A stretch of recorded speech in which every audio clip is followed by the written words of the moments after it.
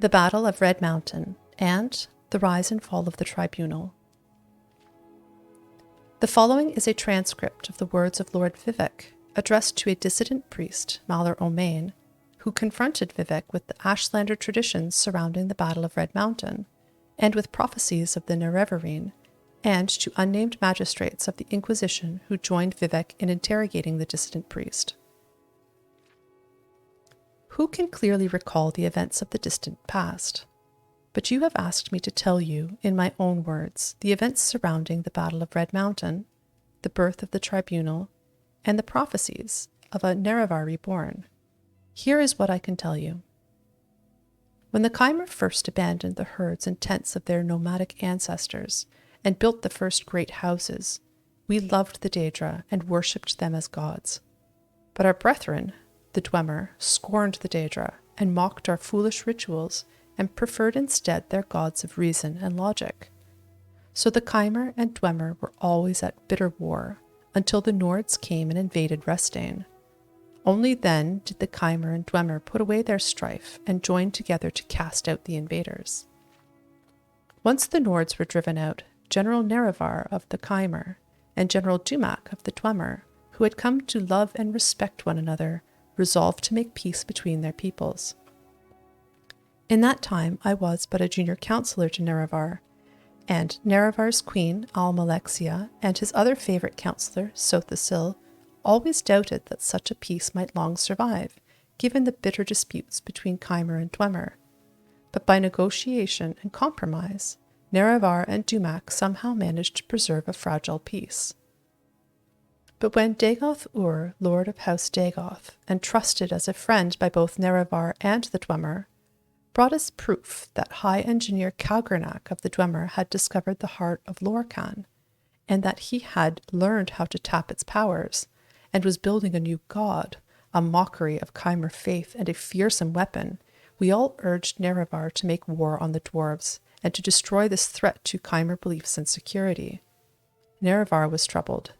He went to Dumac and asked what if Dagoth Ur said was true. But Calgrenac took great offense and asked whom Nerevar thought he was, that he might presume to judge the affairs of the Dwemer. Nerevar was further troubled, and made pilgrimage to Holamayan, the sacred temple of Azura, and Azura confirmed that all that Dagoth Ur said was indeed true, and that the creation of a new god of the Dwemer should be prevented at all costs. When Nerevar came back and told us what the goddess had said, we felt our judgments confirmed, and again counseled him to war, chiding Nerevar for his naive trust and friendship, and reminding Nerevar of his duty to protect the faith and security of the Chimer against the impiety and dangerous ambitions of the Dwemer. Then Nerevar went back to Vardenfell one last time, hoping that negotiations and compromise might once again preserve the peace. But this time the friends Nerevar and Dumac quarreled bitterly, and as a result the Chimer and Dwemer went to war. The Dwemer were well defended by their fortress at Red Mountain, but Nerevar's cunning drew most of Dumac's armies out into the field and pinned them there, while Nerevar, Dagoth Ur, and a small group of companions could make their way into the heart chamber by secret means. There, Nerevar, the Chimer king, met Dumac, the dwarf king, and they both collapsed from grievous wounds and draining magics. With Dumac fallen and threatened by Dagoth Ur and others, Calgrenac turned his tools upon the heart, and Nerevar said he saw Calgrenac and all his Dwemer companions at once disappear from the world. In that instant, Dwemer everywhere disappeared without a trace. But Calgrenac's tools remained, and Dagoth Ur seized them, and he carried them to Nerevar, saying, "That fool Calgrenac has destroyed his own people with these things. We should destroy them right away, lest they fall into the wrong hands." But Nerevar was resolved to confer with his queen and his generals, who had foreseen that this war would come, and whose counsel he would not ignore again. "I will ask the tribunal what we shall do with them, for they have had wisdom in the past that I had not. Stay here, loyal Dagoth Ur, until I return." So Nerevar told Dagoth Ur to protect the tools and the heart chamber until he returned. Then Nerevar was carried to us, where we waited on the slopes of Red Mountain, and he told us all that had transpired under Red Mountain. What Nerevar had said was that the Dwemer had used special tools to turn their people into immortals, and that the heart of Lorkhan held wondrous powers. Only later did we hear from others present that Dagoth-Ur had thought the Dwemer destroyed, not made immortal, and no one knows for sure what really happened there. After hearing Nerevar, we gave our counsel as he requested, proposing we should preserve these tools in trust for the welfare of the Chimer people. And who knows, perhaps the Dwemer are not gone forever, but merely transported to some distant realm from which they may someday return to threaten our security once again. Therefore, we need to keep these tools, to study them and their principles, so that we may be safe in future generations. And though Nerevar voiced his grave misgivings, he was willing to be ruled by our council under one condition, that we all together should swear a solemn oath upon Azura that the tools would never be used in the profane manner that the Dwemer had intended. We all readily agreed and swore solemn oaths at Nerevar's dictation. So then we went with Nerevar back into Red Mountain and met with Dagoth-Ur. Dagoth-Ur refused to deliver the tools to us, saying they were dangerous and we could not touch them. Dagoth-Ur seemed to be irrational, insisting that only he could be trusted with the tools, and then we guessed that he had somehow been affected by his handling of the tools. But now I feel sure that he had privately learned the powers of the tools and had in some confused way decided he must have them for himself. Then Nerevar and our guard resorted to force to secure the tools. Somehow Dagoth-Ur and his retainers escaped, but we gained the tools and delivered them to Sotha-Sil for study and safekeeping. For some years we kept the oaths we swore to Azura with Nerevar, but during that time, in secret, Sotha-Sil must have studied the tools and divined their mysteries.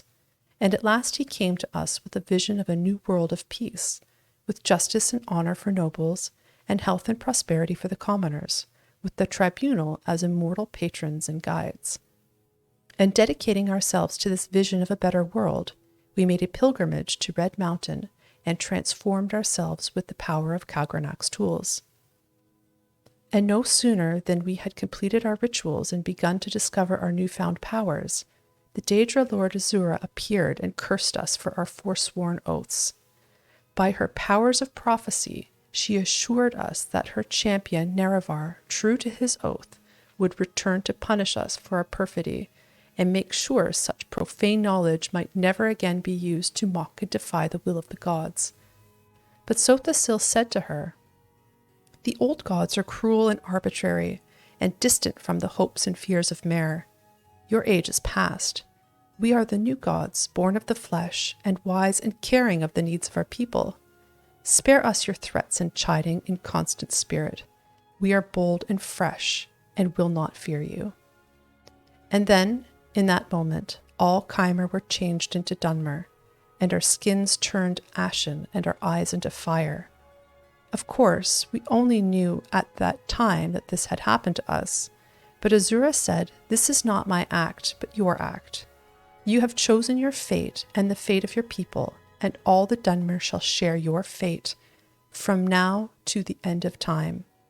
You think yourselves gods, but you are blind, and all is darkness." And Azura left us alone in darkness, and we were all afraid, but we put on brave faces and went forth from Red Mountain to build the new world of our dreams. And the new world we shaped was glorious and generous, and the worship of the Dunmer fervent and grateful. The Dunmer were at first afraid of their new faces, but Sotha-Sil spoke to them, saying that it was not a curse but a blessing, a sign of their changed natures, and sign of the special favor they might enjoy as new Mer, no longer barbarians trembling before ghosts and spirits, but civilized Mer, speaking directly to their immortal friends and patrons, the three faces of the tribunal. And we were all inspired by Sotha-Sil's speech and vision, and took heart. And over time, we crafted the customs and institutions of a just and honorable society, and the land of Restane knew millennia of peace, equity, and prosperity unknown to other savage races. But beneath Red Mountain, Dagoth-Ur had survived, and even as the light of our bold new world shined ever more brightly, Beneath Red Mountain, the darkness gathered, a darkness that was close kin to the bright light that Sotha Sil coaxed from the heart of Lorcan with the tools of Kalgranach. As the darkness grew, we fought it and crafted walls to confine it, but we never could destroy it, for the source of the darkness was the same source as the source of our own divine inspiration.